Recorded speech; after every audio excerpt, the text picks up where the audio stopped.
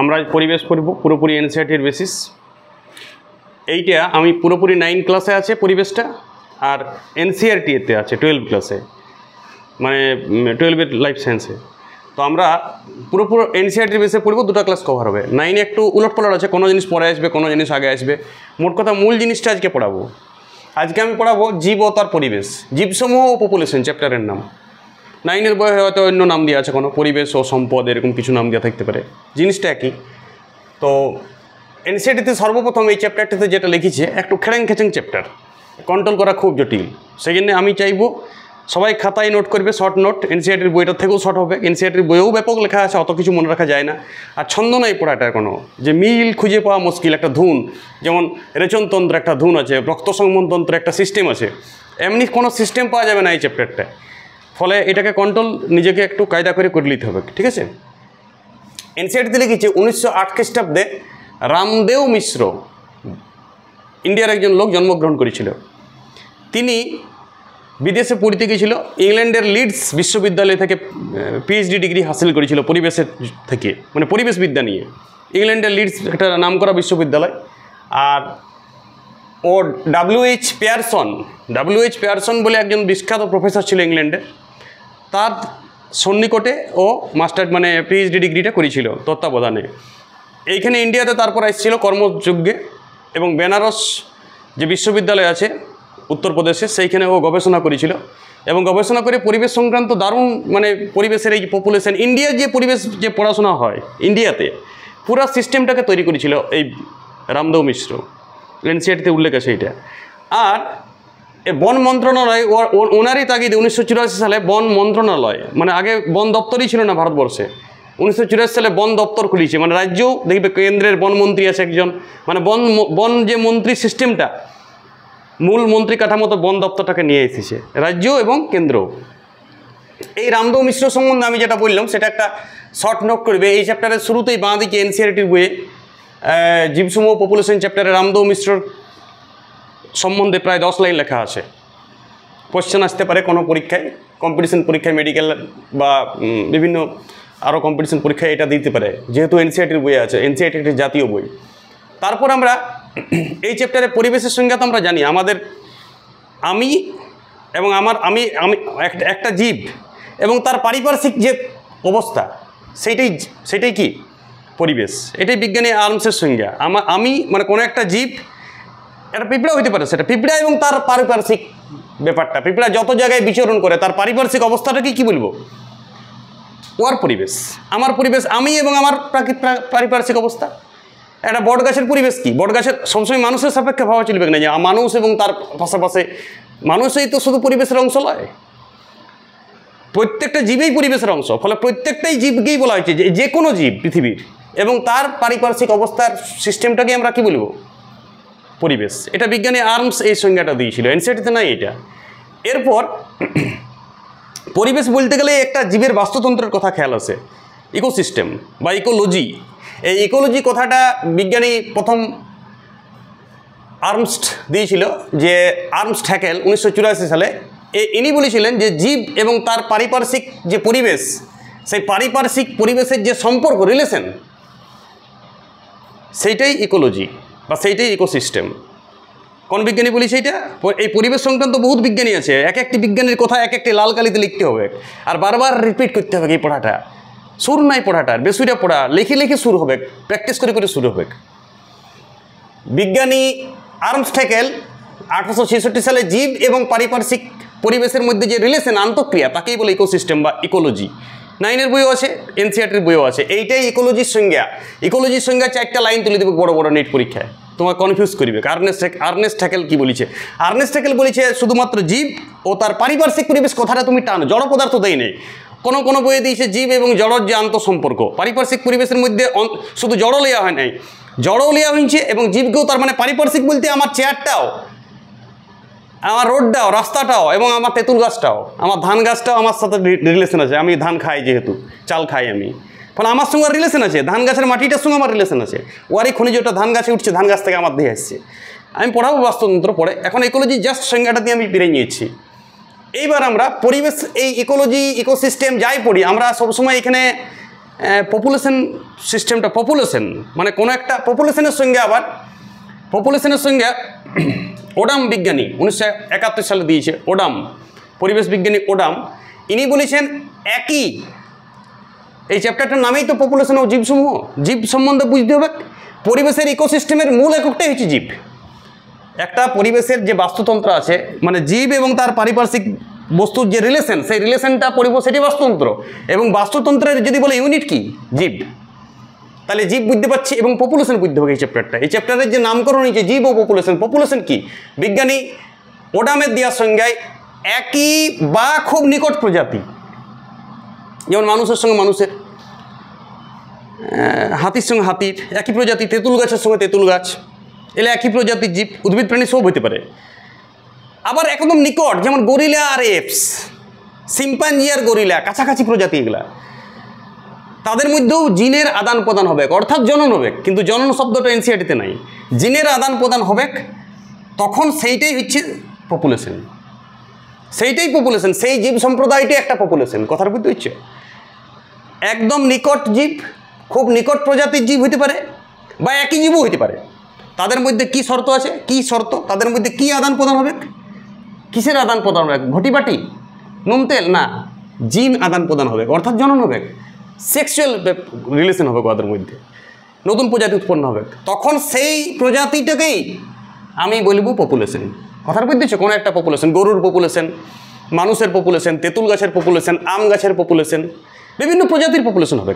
Population মানে জনসংখ্যা ইংরেজিতে, কিন্তু পপুলেশন কথাটা ডাইরেক্ট বাংলা আমরা বলি না, এই বাংলাতেও পপুলেশন, ইংরেজিতেও পপুলেশন, এটা পপুলেশন বলেই প্রচলিত। চ্যাপ্টারটার নামেই তো জীবসমূহ পপুলেশন। এই পপুলেশনের ওডামের সংজ্ঞাটাই খুব ইম্পর্টেন্ট, এটি 1971 সালে দিয়েছিল ওডামের সংজ্ঞা। এই চ্যাপ্টারে এবার আমাকে বুঝতে হবে যে পরিবেশ কোন পরিবেশ আমি বাস করব, একটা জীবের পরিবেশ কি। পৃথিবীর বিভিন্ন পরিবেশ আছে, কোথাও তুন্দ্রা অঞ্চল, কোথাও নিরক্ষীয় অঞ্চল।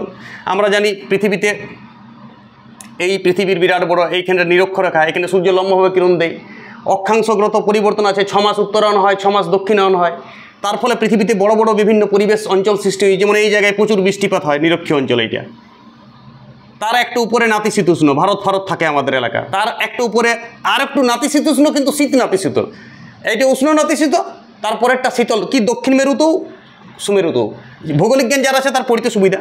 তার উপরে সরলবর্গীয় একটা এলাকা থাকে শীতল ভাবটায়, যেটা শীতল নাতিশীতোষ্ণ, আর তার উপরে তো বরফ জমে, তুন্দ্রা।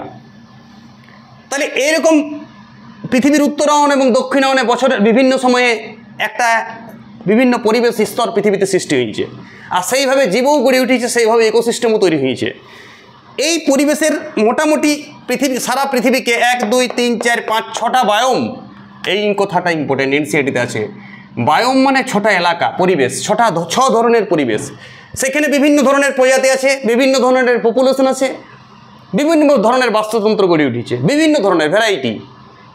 তো আমরা আগে এই পৃথিবীতে যে অক্ষাংশগত কারণে বা আরও অন্যান্য পর্বতের অবস্থান, বৃষ্টিপাত পড়ে বা না পড়ে, পৃথিবীর কোথাও বৃষ্টিপাত, সমুদ্রের অবস্থান থাকে, কোথাও বেশি বৃষ্টি হয়, কোথাও কম বৃষ্টি হয়, পাহাড়, ভূপ্রকৃতিরও কিছুটা প্রভাব থাকে। এই সকল প্রভাবগুলোর ফলে আমরা 6টা বায়োমে ভাগ করে নিয়েছি। আমার নিচের দিকে এই ছবিটা খুব জুম করে তুলে নেবে, স্ক্রিনশট অবশ্যই করবে, ছবিটা এনসিআরটিতে আছে, ছবিটা কিন্তু বুঝতে হবে কি এখানে গড় অধক্ষেপণ, এইখানে বৃষ্টিপাতও হইতে পারে, তুষারপাতও হইতে পারে। অধক্ষেপণ বলতে বৃষ্টিপাতও বোঝায় বা তুষারপাতকেও বোঝায়। আমি 5 সেন্টিমিটার বৃষ্টিপাত সব থেকে কম, 100 সেন্টিমিটার, 150 সেন্টিমিটার, 200 সেন্টিমিটার থেকে গ্রাফ করেছি 450 সেন্টিমিটার। এইটা x অক্ষ বরাবর কি আছে, বৃষ্টিপাত বা তুষারপাত। উপরে কি আছে, উষ্ণতা, টেম্পারেচার পৃথিবীর, অর্থাৎ -15 থেকে 10 থেকে শুরু করে 30 ডিগ্রি সেন্টিগ্রেড পর্যন্ত, মাঝে 0 আসে।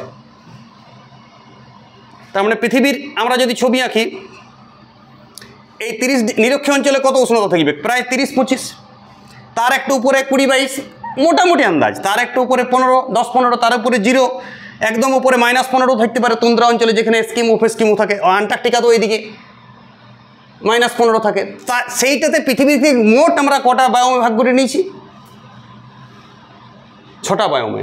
দেখো এইখান থেকে আমরা পড়ি, দেখো মোটামুটি পৃথিবীতে 5 ডিগ্রি উষ্ণতা থেকে 20-22 ডিগ্রি উষ্ণতা পর্যন্ত, বৃষ্টিপাত 0 থেকে 50-এর মধ্যে। দেখো এই ছকটার মধ্যে পড়ছে, বৃষ্টিপাত খুব কম, আর উষ্ণতা মোটামুটি 5 থেকে শুরু করে 20-22 পর্যন্ত। এই জায়গাতে আমরা পৃথিবীর মরুভূমি বায়োম পায়, মানে মরুভূমি পরিবেশ।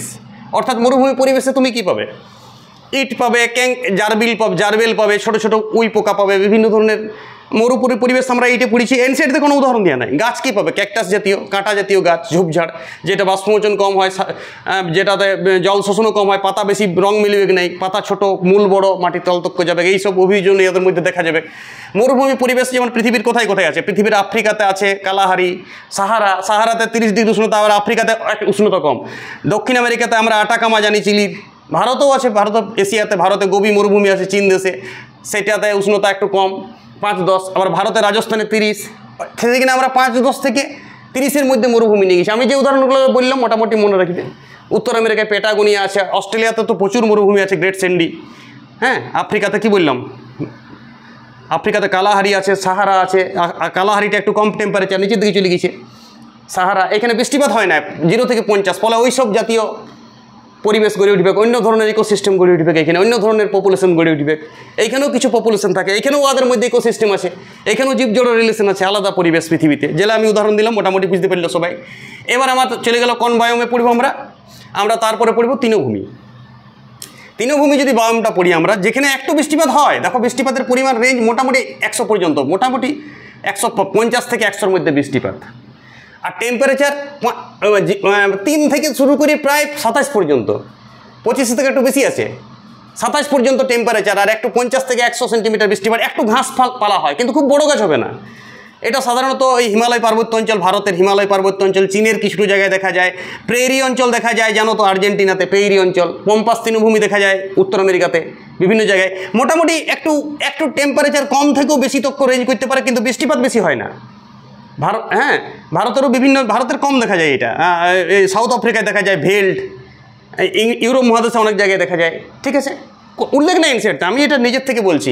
তৃণভূমিতে বিভিন্ন ধরনের হে, ক্লোভার, আলফালফা ইত্যাদি জাতীয় ঘাস, পম্পাস তৃণভূমি, প্রেরি অঞ্চল, এইসব তৃণভূমি টাইপের, সেইখানে সেই ধরনের পোকা, সেই ধরনের তৃণভোজী উদ্ভিদ, সেরকম পরিবেশ, সেরকম জীবও গড়ে উঠবে, সেরকম প্রাণীও, সেরকম উদ্ভিদও এখানে গড়ে উঠবে। টেম্পারেচার, আচ্ছা, এবারে তৃণভূমি দেখতে পাচ্ছি সবাই, তৃণভূমি নিট পরীক্ষায় মাঝে মাঝে এই ছবিটা দিয়ে দিবে, ABCD লিখে দিবে, বলে বি কোনটি। ছবিটা খুব ধ্যান দিতে হবে।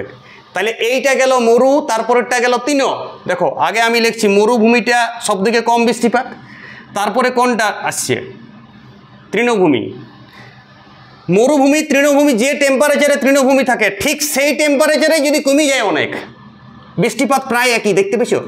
কোন দুটার বৃষ্টিপাত একই? তৃণভূমিটার আর দেখো মেরু তৃণ অঞ্চলে বৃষ্টিপাত প্রায় ওইটাই 50 থেকে 100, কিন্তু এটা পৃথিবীর একদম এইদিকে হবে, এস্কিমো, গ্রিনল্যান্ড, ট্রেনল্যান্ড, জানো তো, রাশিয়ার এশিয়ার উপরটা, আরে আমাদের জানো তো উত্তর আমেরিকার উপরটা গ্রিনল্যান্ড আছে, এখানটা ইউরোপের উপরটা যেটা নরওয়ে, সুইডেন আছে, তারপরে রাশিয়ার উপর দিকটা, আবার দক্ষিণ আমেরিকার আন্টার্কটিকা, এই জায়গাগুলোতে -15 0 ডিগ্রি উষ্ণতা, এখানে মেরু উদ্ভিদ পাবে, অর্থাৎ সেই পরিবেশ, পেঙ্গুইন পাখি, হ্যাঁ, তারপরে তোমার ওই বলগা হরিণ, হ্যাঁ, এস্কিমো, কিছু সিল মাছ, কিছু লিচ, মস, লিচেন, এইসব ছত্রাক এইসব টাইপের জিনিস হবে মেরু অঞ্চল। মেরু অঞ্চল আর যেটা তৃণভূমি, বৃষ্টিপাত শুধু টেম্পারেচারের তফাৎ। দেখো টেম্পারেচার যদি কমে যায় তৃণভূমি হয়ে যায়, বাড়িয়ে যায়, আর টেম্পারেচার যদি কমে যায় ওই বৃষ্টিপাতেই, তাহলে মেরুভূমি। তোমাকে প্রশ্ন আসতে পারে যে কোন দুটোতে বৃষ্টিপাত প্রায় একই, তাহলে তুমি বলো তৃণভূমি বায়ম আর মেরু বায়ম। দেখো এই দুটোতে বৃষ্টিপাতের রেঞ্জটা প্রায় একই, কিন্তু কিসের তাহলে তফাৎ হচ্ছে?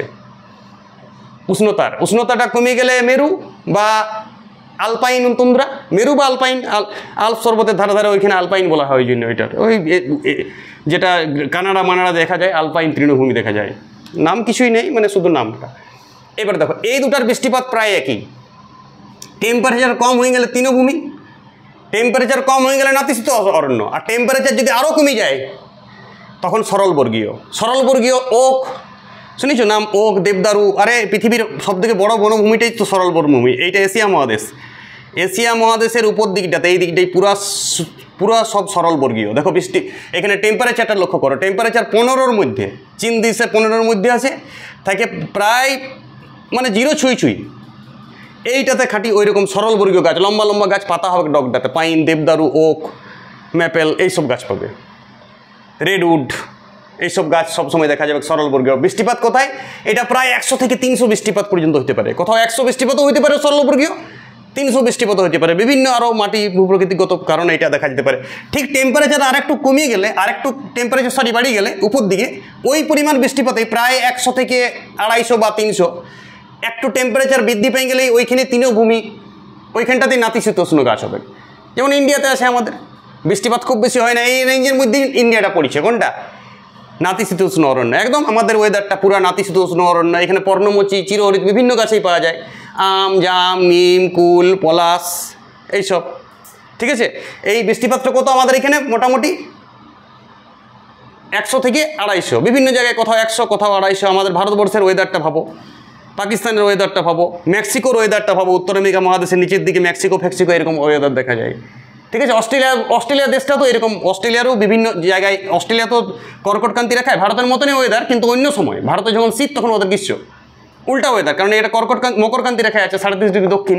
এইরকম জায়গাগুলোতে দেখা যাবে নাতিশীতোষ্ণ অরণ্য, বৃষ্টিপাতও কম, মানে কম বলে মরুভূমির থেকে বেশি, 100 থেকে 300 বৃষ্টিপাত। তাহলে 100 থেকে 300 বৃষ্টিপাত এলাকা নাতিশীতোষ্ণ যেটা, সেটাই সরলবর্গীয়।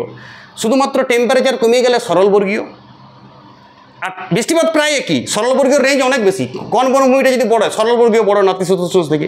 সরলবর্গীয় বিস্তার এলাকা অনেক, রাশিয়াটা পুরা চীন দেশের উত্তরাংশ, রাশিয়াটা পুরা এশিয়া মহাদেশের, ইউরোপ মহাদেশেরও অনেকটা জায়গা প্রায় উপর দিকের সরলবর্গীয় অরণ্য দেখা যায়। কানাডাতেও দেখা যায় সরলবর্গীয়, সাউথ আফ্রিকাতে দেখা যায়, দক্ষিণ গোলার্ধেও বিভিন্ন জায়গায় দেখা যায় সরলবর্গীয় গাছ। আর আমাদের এখানে নাতিশীতোষ্ণ, একটু টেম্পারেচার বেশি, টেম্পারেচার একটু বেশি, কিন্তু বৃষ্টিপাতের রেঞ্জ সরলবর্গীয় মতনই। বোঝার চেষ্টা করছো? বৃষ্টিপাত প্রায় 100 থেকে 300, যদি উষ্ণতা কমে যায় 15 থেকে 0, 15 থেকে -ও চলে যেতে পারে, তখন সরলবর্গীয়। কারণ বৃষ্টিপাত হচ্ছে, বৃষ্টিপাত না হলে এইটাই ইঙ্গিত হয় তৃণভূমি কিংবা মেরু। আর যদি একদম বৃষ্টিপাত 50-এর থেকে হয়ে যেত, তখন ওইটা মরুভূমি হয়ে যেত। কথার বুঝতে হচ্ছে? বৃষ্টিপাতেরও সঙ্গে আছে, টেম্পারেচারের সঙ্গে আছে। যেমন এই দুটা একসঙ্গে কম্বাইন করে পড়বে, নাতিশীতোষ্ণ অরণ্য, সরলবর্গীয়। সরলবর্গীয় টেম্পারেচার কমে গেলে, আর ওই বৃষ্টিপাতেই টেম্পারেচার বাড়িয়ে গেলে নাতিশীতোষ্ণ। আমরা কোন অঞ্চলে? ভারতবর্ষ দেশটা, যেহেতু আমরা ভারত পড়ছি, নাতিশীতোষ্ণ। আর একটা আছে যেটা আমাজন অববাহিকা, জানো তো, দক্ষিণ আমেরিকা মহাদেশটা সবাই জানো, এখানে আমাজন নদী আছে। পৃথিবীর বিভিন্ন, আফ্রিকাতেও আছে কঙ্গো নদীর অববাহিকা। আচ্ছা, তোমার নিরক্ষীয় অঞ্চল যেখানে পড়ছে, আর আমাদের সুমাত্রা, জাভা, জগদ্বীপ, নিচের দিকে দ্বীপগুলো এশিয়ার, এই জায়গাতে বৃষ্টিপাত পরিমাণ প্রায় দেখো 450 তক যায়, 200 থেকে 450। টেম্পারেচার 20 থেকে 25, টেম্পারেচার কখনোই ডাউন হয় না, কারণ এটা তো পৃথিবীর মিডিল। আরে এটা পৃথিবীর নিরক্ষরেখা অঞ্চলে, এখানে ডেলি বৃষ্টি হয়। আর টেম্পারেচার 20 থেকে 25, শীতকাল বলে কোনো নাই, গ্রীষ্মকাল চিরকাল, ওয়েদার পরিবর্তন হয় না। এইখানে তো ওই রবার, মেহগুনি, চিরহরিৎ গাছ, পুরা একদম আমাজন অববাহিকা তো বিখ্যাত ঘন জঙ্গল আছে, রাবার গাছ আছে প্রচুর, হ্যাঁ, শিশু গাছ আছে, মেহগুনি আছে, সেগুন আছে, পুরা মানে চিরসবুজ গাছ, একদম অরণ্যে ঠাসা ভরা। এইটা পৃথিবীর একটা সরু অঞ্চল জুড়ে থাকে, উষ্ণতা খুব কম উষ্ণতার মধ্যে থাকে। দেখো, কম উষ্ণতার বেশি রেঞ্জ নাই, কিন্তু বৃষ্টিপাতের বিরাট রেঞ্জ। বৃষ্টিপাত কত? 200 থেকে 450, হায়ার বৃষ্টিপাত। তাহলে সব থেকে বেশি বৃষ্টিপাত অঞ্চলে কোন উদ্ভিদ জন্মায়? ক্রান্তীয় অরণ্য। ক্রান্তীয় অরণ্য ভারতের নিচের দিকটা, শ্রীলঙ্কার পর থেকে হবে। শ্রীলঙ্কার পরে যদি কোনো দ্বীপ আছে সেইগুলা, কেষ্টপুজ এটা নিরক্ষীয় অঞ্চলে চলে গেলে। আমরা তো পড়ছি না, আমরা নাতিশীতোষ্ণ পড়ছি। আমাদের টেম্পারেচারও বেশি, আবার বৃষ্টিপাতও হয় মোটামুটি মিডিয়াম, 250-300-র মধ্যে বৃষ্টিপাত। আশা করি বোঝা গেল। আমরাই যদি হঠাৎ ভারতবর্ষের উষ্ণতা কমে গেল, হঠাৎ ধরো ভারতবর্ষের উষ্ণতা কমে গেল কোনো কারণে, বৃষ্টিপাতে কী আছে, তাহলে আমরা কোন অরণ্য, আমাদের গাছগুলো চেঞ্জ হবে। সব গাছ দেখবে আর নিম সিম হয়েছে না, মরে সব অন্য গাছ জন্মাইছে, স্বাভাবিক জন্মায়, লাগাবার দরকার নেই। দেখবো ওক মেপেল সরলবর্গীয় গাছ হয়ে গেছে, হঠাৎ টেম্পারেচার কমে গেল। আচ্ছা, সরলবর্গীয় যে এলাকা আছে সেখানে হঠাৎ যদি উষ্ণতা বাড়িতে শুরু করলো, গ্লোবাল ওয়ার্মিং হলো, নাতিশীতোষ্ণ গাছ হবে, অর্জুন, কুল, পলাশ এইসব গাছ হবে, আমাদের মতন গাছ হবে। তার মানে এই দুটার বৃষ্টিপাত একই। তুমি ধ্যান দিয়ে পড়ো, ছোটো জায়গাকে ধ্যান দিয়ে পড়ো। কোন দুটা? আবার বলছি, নাতিশীতোষ্ণ অঞ্চল অরণ্য আর সরলবর্গীয় একদম কাছাকাছি বৃষ্টিপাত। শুধুমাত্র টেম্পারেচার যদি ডাউন হয় তাহলে সরলবর্গীয়, আর টেম্পারেচার যদি উঠে যায় তাহলে নাতিশীতোষ্ণ। এই দুটা বায়ম বুঝতে পেরেছ? আরও দুটা বায়ম যেটা একদম বৃষ্টিপাতের রেঞ্জে কি, সেটা হচ্ছে তৃণভূমি আর মেরু। তৃণভূমি একটু টেম্পারেচার বেশি, বৃষ্টিপাতটা ওইটাই, বৃষ্টিপাত এখানে আরও কম, 50 থেকে 100-র মধ্যে। কথা বুঝতে পারছো? এই দুটা বৃষ্টিপাত 50 থেকে 100 রেঞ্জের বৃষ্টিপাতে এই দুটা তৃণভূমি পাওয়া যাচ্ছে, এই দুটা মানে বায়ম পাওয়া যাচ্ছে। কী কী বায়ম পাওয়া যাচ্ছে নুনু? একটা হচ্ছে তৃণভূমি, একটা মেরু। আর 0 থেকে 50-এর একদম বৃষ্টিপাত কম, বৃষ্টিপাত হয়ই নেই বলতে গেলে 0 থেকে 50। টেম্পারেচার মোটামুটি 5 থেকে 25, বিরাট বড় রেঞ্জ আছে টেম্পারেচারটা, দেখছো তো? সব মরু মানে মরুভূমি। মরুভূমি বায়ম। আর ক্রান্তীয় বায়ম একদম দেখো, মরুভূমি যেটা বৃষ্টি হয় না এটা বৃষ্টি হচ্ছে। মরুভূমি বায়ম নিচের দিকে করা আছে, টেম্পারেচার বেশি নিয়ে আসো, আর এটা টেম্পারেচার খুব কম। ক্রান্তীয় অরণ্যকে তুমি মেরু দিয়ে পড়ো, 6টা কম্বিনেশন 2-2 করে হয়ে গেল। যখনই 2টা টার্গেট নিয়ে পড়বো না তখন জলদি মনে থাকে। এটা মনে রাখতে পারে না সবাই, কনফিউশন সবাই পড়ে, সিরিয়াস, সূক্ষ্ম এবং তীক্ষ্ণ কেউ পড়তে পারে না। এই বায়মটা যদি কন্ট্রোল করতে পারছি, একটা কোয়েশ্চেন তো গ্যারান্টি পড়বে ছবি দিয়ে নিট পরীক্ষায়। তাহলে এই 2টা বায়ম কি কি বলো? একই বৃষ্টিপাত, কত বৃষ্টিপাত আন্দাজে বলো, বৃষ্টিপাতটা রেঞ্জে বলো। বৃষ্টিপাত প্রপার বলতে গেলেই মরবে তুমি, মোটামুটি 200 থেকে 350 বৃষ্টিপাত। 2টায় টেম্পারেচার একটু বেড়ে গেলে তৃণভূমি বায়ম, টেম্পারেচার কমে গেলে সরলবর্গীয় বায়ম। মোটামুটি 50 থেকে 200 বৃষ্টিপাত, বড় রেঞ্জে বলো, কোনো ক্ষতি না। যদি টেম্পারেচার বেশি থাকে তাহলে তৃণভূমি, যদি কম থাকে তাহলে তুন্দ্রা এবং আলপাইন তুন্দ্রা। 0 থেকে 50 বৃষ্টিপাত, মোটামুটি উষ্ণতা 5 থেকে 25 রেডি পড়া একদম, তাহলে তাকে কি বলবো? মরুবায়ম। আর যদি বৃষ্টিপাত 300 থেকে 450 বা 200 থেকে 450, 150 থেকে 450 বললেও চলবে, কিন্তু টেম্পারেচার 20 থেকে 25-এর মধ্যে লঞ্চ করবে। টেম্পারেচার বেশি হেরফের করবে না। নিরক্ষীয় অঞ্চল পুরাপুরি, আমাজন অববাহিকা, কঙ্গো নদী অববাহিকা, এইসব। এবার আমরা লাস্টে এখানে পড়বো একটা জিনিস আছে, ইকোলজিক্যাল নিচ। নিচ দন্তনরস্যি চ, এটা থেকে কোয়েশ্চেন হেভি দেয়। নিচ, নিচ বলতে কি বুঝো? দেখো, নিচের 3টা শর্ত আছে, এনসিইআরটি লিখছে। প্রথমত নিচ হইতে গেলে যে জীব পরিবেশে বাস করে সেইটাই তার নিচ। 1 নম্বর, জীব যে পরিবেশে বাস করে সেইটাই তার নিচ। যেমন এই অঞ্চলে পরিবেশে বাস করছে, মেরু অঞ্চলে কে? এস্কিমো। এস্কিমো মানুষ বাস করে, এস্কিমো টাইপের, বা সাদা শুয়োর বাস করে, তাহলে ওইটাও আর নিচ।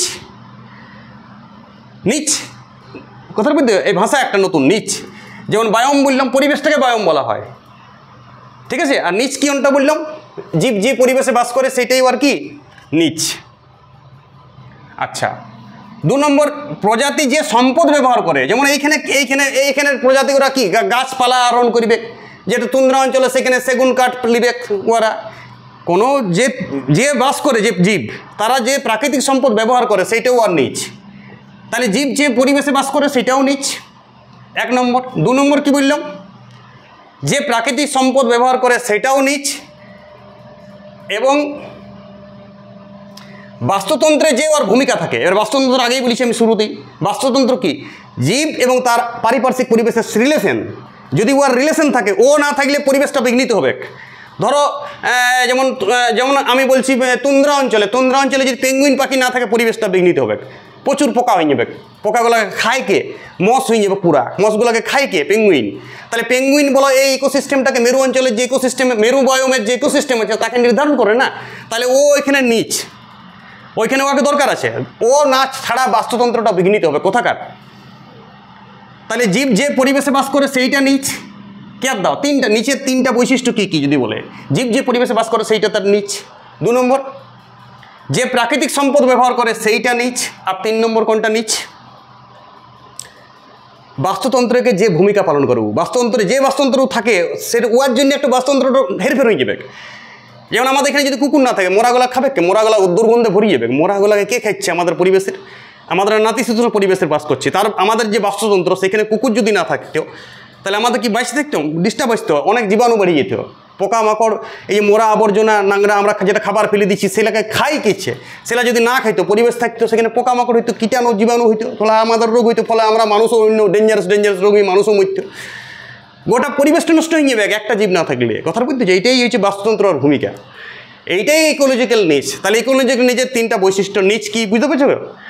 এই 3টা বৈশিষ্ট্যকে একত্রে বলে ইকোলজিক্যাল নিচ।